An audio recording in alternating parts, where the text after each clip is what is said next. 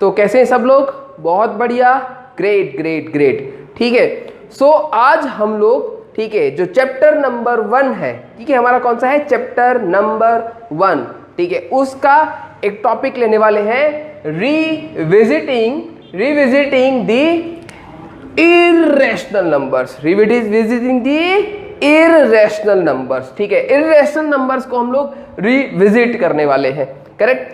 तो इर्रेशनल से पहले हम लोग थोड़ा सा रिकॉल करते हैं किसको? रैशनल नंबर को। किसको रिकॉल करते हैं? रैशनल नंबर को।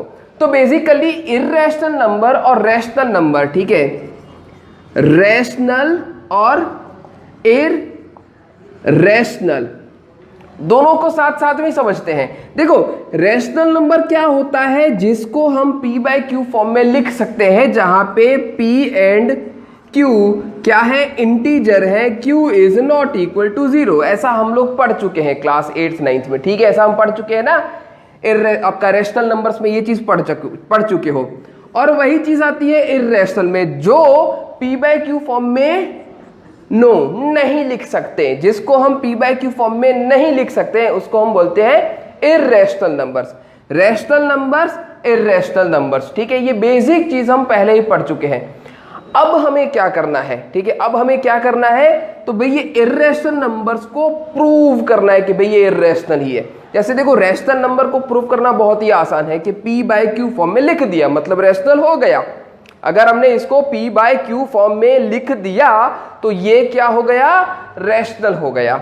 लेकिन अब ये p/q फॉर्म में नहीं लिख सकते, ऐसा कैसे बताएंगे? ये बहुत ही बड़ा प्रॉब्लम है, ठीक है, ये क्या है? एक बहुत बड़ा प्रॉब्लम। तो हम उस प्रॉब्लम को भी क्या करने वाले हैं? सॉर्ट आउट करने वाले हैं। हम क्या करेंगे? इनको इर्रेशनल नंबर्स को इर्रेशनल प्रूव करेंगे, ठीक है, इसको क्या करेंगे? हम इर्रेशनल नंबर्स प्रूव करेंगे, ठीक है। सो यहां पे प्रॉब्लम तो समझ में आ गई कि p/q फॉर्म में नहीं लिख सकते, ऐसा बताना बहुत ही दिक्कत वाला काम है, ऐसा बताना बहुत ही बड़ा प्रॉब्लम है। तो क्या करते हैं? इसके लिए एक मेथड यूज होती है जिसका नाम है कॉन्ट्राडिक्शन। जिसका नाम क्या है? कॉन्ट्राडिक्शन, ठीक है। कॉन्ट्राडिक्शन मेथड का कॉन्ट्रा के साथ कोई लेना देना नहीं है, ठीक है, डिस्क्लेमर है कि कॉन्ट्राडिक्शन मेथड का कॉन्ट्रा गेम के साथ कोई लेना देना नहीं है। सो स्टडी पे वापस फोकस। तो कॉन्ट्राडिक्शन मेथड में होता क्या है? तो भाई हम बोलते हैं सफेद झूठ। हम क्या बोलते हैं? सफेद झूठ बोलते हैं, ठीक है। सो समझना कि सफेद झूठ क्या होता है। हम उस सफेद झूठ को पकड़ेंगे और फिर क्या बोल देंगे कि हमने जो किया था वो गलत किया था, ठीक है, किया था वो क्या किया था? गलत किया था। सब कुछ कंफ्यूजन लग रहा है, गोल गोल सर घुमा रहे हैं ऐसा लग रहा है ना? डोंट वरी, ठीक है, don't worry, we will understand it in a simple way, ठीक है। सबसे पहले ये समझ लो, इर्रेशनल नंबर्स 3 तरीके के हमें आएंगे जिनको हमें प्रूव करना है। There are 3 types of irrational numbers and there are 3 types of proof. पहला नंबर आता है अकेला ठकेला इर्रेशनल नंबर, जैसे कि √2 हो गया, √3 हो गया, √5 हो गया, एंड सो ऑन, ठीक है। दूसरा टाइप का आता है, ठीक है, जोड़ी बनाएगा, लेकिन किसके साथ बनाएगा? रैशनल के साथ। मतलब कि 2 + √3 हो गया, ठीक है, 5 + √7 हो गया, या 2 + 3√5 हो गया, 2 + 3√5 हो गया, एंड सो ऑन, इस टाइप के। और तीसरे वाले जो इर्रेशनल के साथ ही जोड़ी बनाते हैं, ठीक है, मतलब कि √2 + √3 हो गया, ठीक है, √5 + √7 हो गया, एंड सो ऑन। तो ये 3 तरह के आते हैं और इन तीनों तरह का प्रूफ भी अलग अलग है। तो हम तीनों तरह के प्रूफ देखेंगे, ठीक है। सबसे पहले ये वाले करेंगे। कौन सा वाला करें? कौन सा वाला आपको अच्छा लग रहा है? ठीक है, मेरा तो फेवरेट ये वाला है, 3 नंबर फेवरेट है तो मैं √3 का ही करूंगा, ठीक है। 3 वाला नंबर फेवरेट है तो किसका करेंगे? √3 का प्रूफ करेंगे। √3 को हम इर्रेशनल प्रूफ करेंगे बाय दी कॉन्ट्राडिक्शन मेथड। कौन सी मेथड से? कॉन्ट्राडिक्शन मेथड से, ठीक है। चलो, सो लेट्स प्रूव इट। मिटा दूं इसको?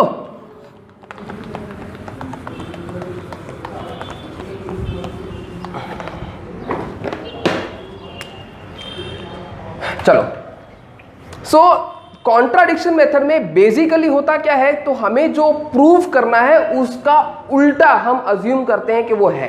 ठीक है, हम लोग क्या प्रूव करना है कि भाई ये जो √3 है, ठीक है, √3 नाम का प्राणी है वो इररेशनल है, ये प्रूव करना है।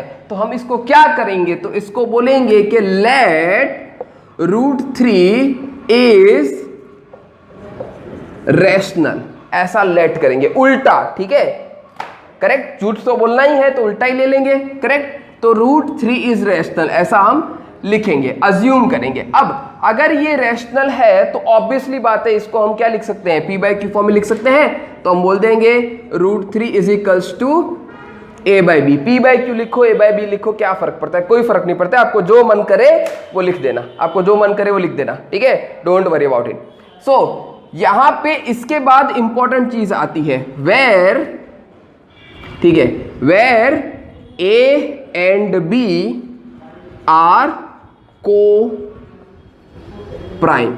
ठीक है, where a and b are coprime. Coprime क्या होते हैं वो तो जानते ही हो ना, को प्राइम का मतलब रहता है ऐसे दो नंबर कि जिनका HCF कितना होता है, सिर्फ 1 होता है। ठीक, अकेला होता है, एक 1 होता है। HCF of 2 number is 1 unity, तो ऐसे नंबर्स को हम बोलते हैं को प्राइम। ठीक है, ऐसा जरूरी नहीं है कि वो प्राइम नंबर हो। ठीक है, वो आपका कंपोजिट नंबर भी को प्राइम हो सकते हैं। जैसे कि आपका हो गया 15 लिख देंगे एंड 17 लिख दिया, तो 15 एंड 17 क्या है, एक कंपोजिट एक प्राइम है, लेकिन वो आपस में क्या है, को प्राइम ही है। ठीक है, होप कि आपको सबको पता ही है। ठीक है, बेसिक आइडिया आ ही गया होगा। को प्राइम मतलब जिनका HCF 1 होता है, जिनके पास कोई भी कॉमन फैक्टर नहीं होता है। बस आगे बढ़ेंगे। ठीक है, ये कर दिया। इसके बाद squaring both side, squaring both side. ठीक है, तो क्या हो जाएगा, 3 इज इक्वल्स टू a²/b², या b² को यहाँ पे भेज देंगे। सो 3b² is equals to a², इसको नाम देंगे equation 1। Okay, a² is equals to 3 times b², तो इसका मतलब क्या हुआ कि भाई a² है वो 3 से डिविजिबल है। क्या है, divisible. Yes, so a is divisible by 3, sorry a² is divisible by 3। अगर a² 3 से डिविजिबल होगा तो a भी डिविजिबल बाय 3 होगा ही। ठीक है, ऐसा हम क्लास 8th में पढ़े हैं। ठीक है, ऐसा हम क्लास 8th में पढ़े हैं। इसको नाम दे दो 2। करेक्ट, इसको नाम क्या दे देंगे, 2। तो a है वो 3 से डिविजिबल है, तो हम बोल सकते हैं a is equals to 3c, a is equals to 3c, और इसको क्या करेंगे, पुट इन 1। ठीक है, a is equals to 3c और उसको हम क्या पुट करेंगे, 1 के अंदर। चलो बस, ठीक है, बस अब काम हो गया, ऑलमोस्ट काम हो गया है, ध्यान से समझना।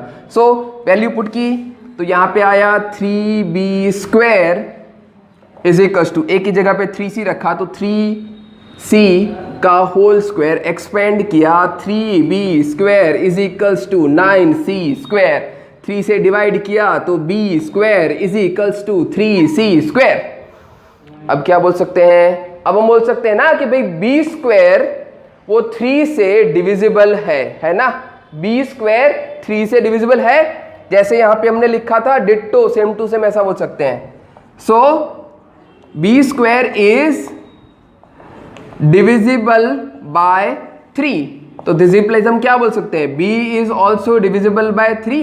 b भी 3 से डिविजिबल हो ही जाएगा, b भी क्या हो जाएगा, 3 से डिविजिबल हो जाएगा। करेक्ट, तो यहां पे अगर हमने देखे, इसको चलो नाम देते हैं 3।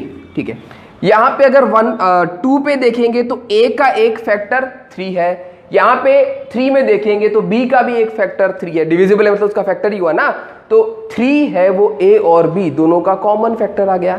लेकिन अगर आप देखोगे तो वो क्या है, a और b क्या है, को प्राइम है। गड़बड़ हो गई, गड़बड़ हो गई। ठीक है, a और b को प्राइम है, फिर भी a और b का एक फैक्टर 3 आया, तो ये क्यों हुआ, क्योंकि हमने जो अजम्पशन किया था वो गलत था। This is called the contradiction. ठीक है, this is called the contradiction. क्या बोलेंगे, here a and b both have 3 as a factor, ठीक है, A and B both have 3 as a factor, but A and B are coprime, A and B are coprime, correct. पहले हमने ये लिखा, फिर क्या लिखेंगे, simple, क्या लिखेंगे, simple, A and B are coprime. तो ये क्यों हुआ, ये क्या हुआ, एक कॉन्ट्राडिक्शन हुआ। This contradiction arises due to our wrong assumption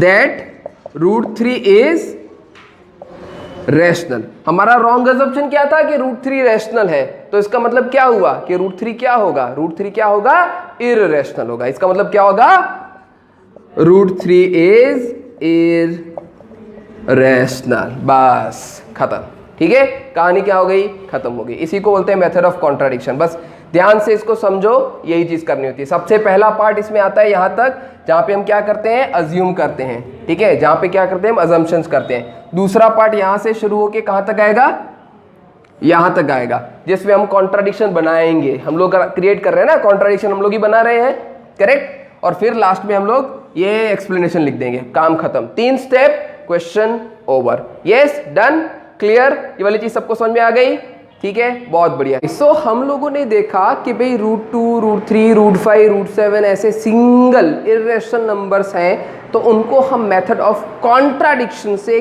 कैसे कर सकते हैं, ठीक है। अब ध्यान से देखो, मान लो हमारे पास 2 टर्म वाले नंबर है, जैसे कि एक रैशनल है, एक इर्रेशनल है। मतलब कि मान लो 2 + 3√5, 2 + 3√5, और इसको हमें प्रूव करना है, क्या करना है, इररेशनल। इसको क्या प्रूव करना है, इररेशनल। ये सेकंड टाइप के, करेक्ट। तो इसको हमें इररेशनल प्रूव करना है, तो इसका सॉल्यूशन स्टार्ट होगा सिंपल, वही उल्टा वाला, ठीक है, जो प्रूव करना है उसका उल्टा हम अज्यूम करेंगे। मतलब कि लेट 2 + 3√5 इज रैशनल, ठीक है। कहां से शुरुआत करेंगे, इसको हम रैशनल लेंगे। अगर ये रैशनल है तो ये p/q फॉर्म में रिप्रेजेंट किया जा सकता है, yes. So 2 + 3√5 = p/q, where p and q are integer and q is not equals to 0, ठीक है। p and q are integers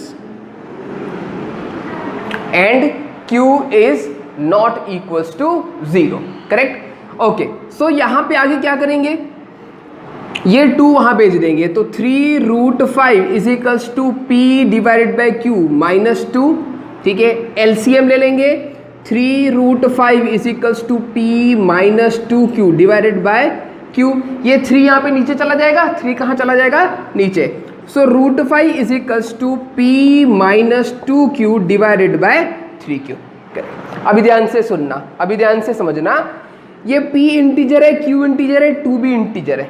तो इंटीजर के बीच में अगर ऐड, सब्ट्रैक्ट, मल्टीप्लिकेशन कुछ भी होता है तो वो क्या रहता है, इंटीजर ही रहता है। वो क्या रहता है, इंटीजर ही रहता है। तो इसका जो न्यूमरेटर है वो क्या हो गया, एक इंटीजर हो गया। हम क्या बोल सकते हैं, p -2q is integer, p -2q is integer. और ये 3 भी इंटीजर है, q भी इंटीजर है, तो 3q भी क्या हो जाएगा, इंटीजर हो जाएगा। And 3q is also what, integer. अगर ये भी integer, integer divided by integer क्या हो जाएगा, rational. So p -2q / 3q is rational. तो ये राइट हैंड साइड अगर रैशनल है, राइट हैंड साइड अगर रैशनल है तो भाई लेफ्ट हैंड साइड को रैशनल होना ही पड़ेगा। ये रैशनल है तो हम क्या बोल सकते हैं, सो ये जो लेफ्ट हैंड साइड में है क्या, √5 is also rational, is also rational. इसको रैशनल होना ही पड़ेगा। अब गड़बड़ हो गई, ठीक है, जो हम बात कर रहे थे ना कॉन्ट्राडिक्शन, ठीक है, वो यहां पे आ गया। कॉन्ट्राडिक्शन क्या हुआ कि √5 हमारा रेशनल दे दिया, लेकिन होता क्या है √5? इर्रेशनल होता है। √5 क्या होता है? Irrational. But √5 is irrational, but √5 क्या है? इर्रेशनल है। हो गया कॉन्ट्राडिक्शन। फिर क्या लिखेंगे? वही घिसी पिटी कहानी, वही लिखना है। This contradiction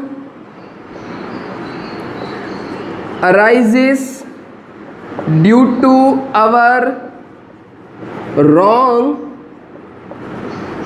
assumption that due to our wrong assumption क्या किया है? ये रहा wrong assumption कि 2 + 3√5 को रैशनल लिया है।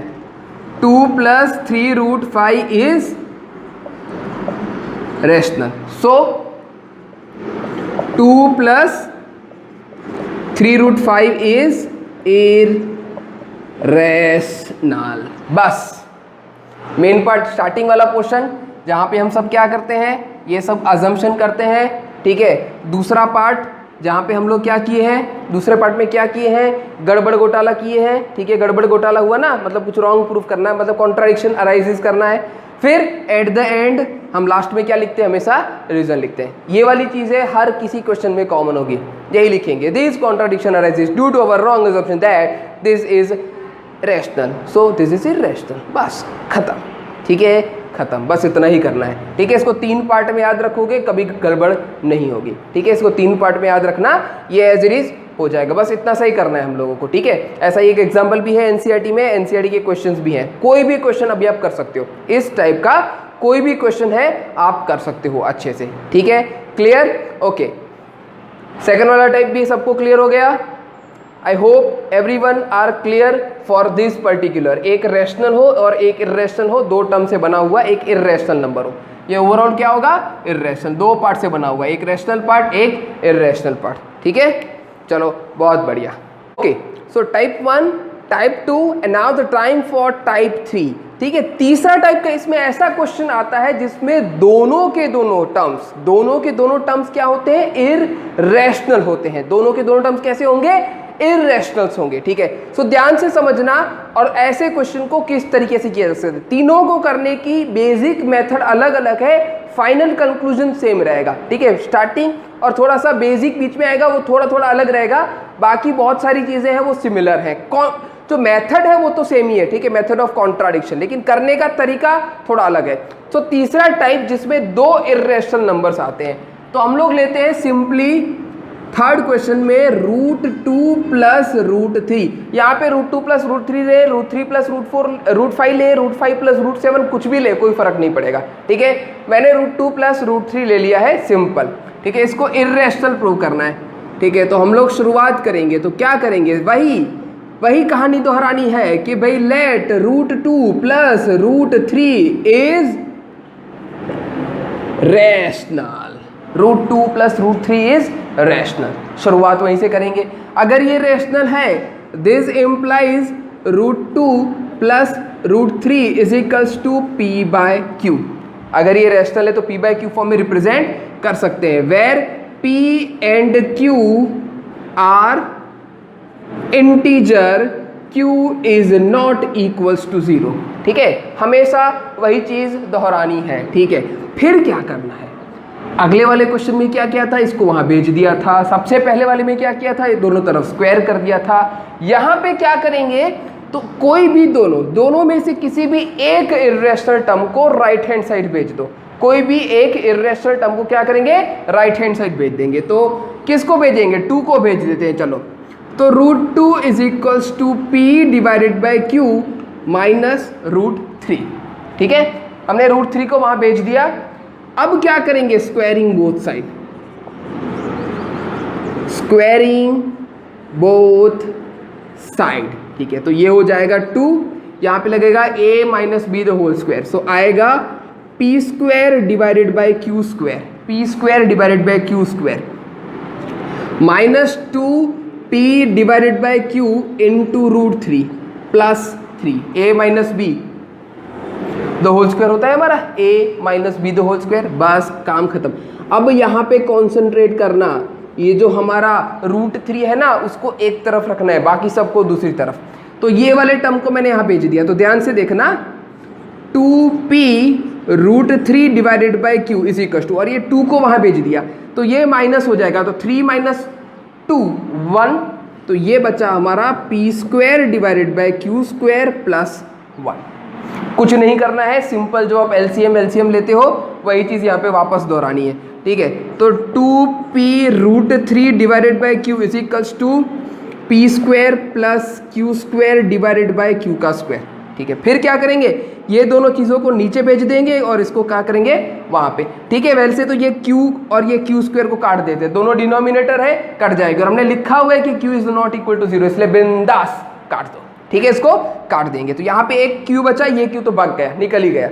अब ये क्या होगा, 2p यहाँ पे नीचे आएगा, सो हम लिखेंगे √3, this implies √3 is equals to, ये 2p नीचे आया तो हो जाएगा आपका 2pq, और ऊपर तो एज इट इज है, क्या है हमारा p² प्लस q², ऊपर तो एज इट है p² प्लस q²।